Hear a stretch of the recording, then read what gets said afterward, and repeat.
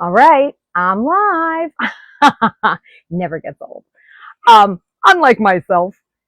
Anyway, so I didn't do a channeling today. I did a ton of stuff today. And I want to just do some explanations of some of the things I do because I have not talked about that for a while. And I still want to keep it just in like a 5-minute video.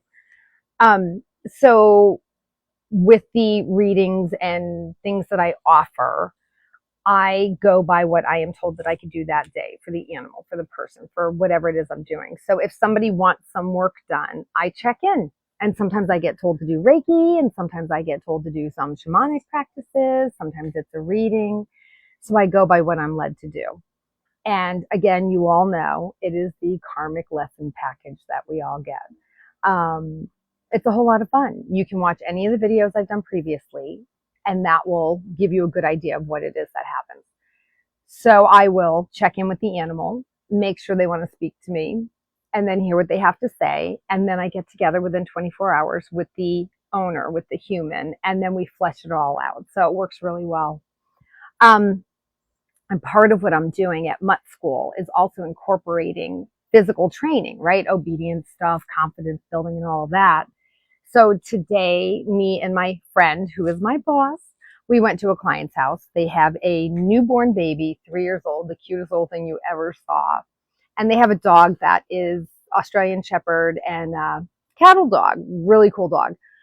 He's got some anxiety and things like that on his own, I believe. And then you add the new baby to the mix, new parents. It's not like a third kid. This is a first 3 days old. So when I first got there, he was good, but there's some angst. There's some, who the heck are you walking in my house? And you have to bring down your energy. And this is where the energy work comes in with the training. So as he's a little bit tense, I start to connect with him, and then I start slowing my breathing. And as I'm doing that, he's going to start mirroring me, and he's going to slow his breathing, which he did, which was really cool. And pretty much it's like if you're hanging out with your little kid, they fall, they get a scrape, and they look at you. If you're like, oh my gosh, then the kid's like, oh, the whole thing goes awry. But if you're like, oh no, you're totally fine, they're totally fine.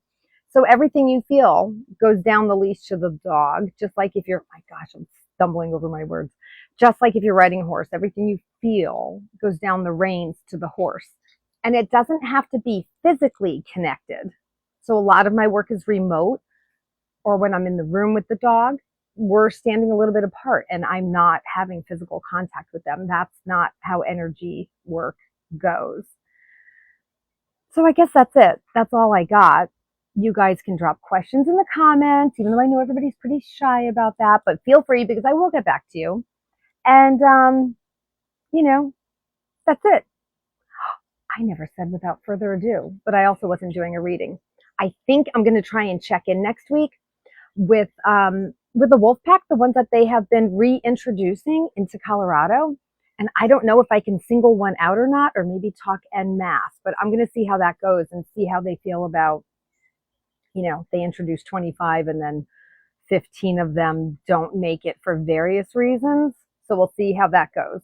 There's also a pod of orcas, and this has been going on for a while. I'm sure you all have read about it, bashing into boats. And there's all these theories as to why they're doing it.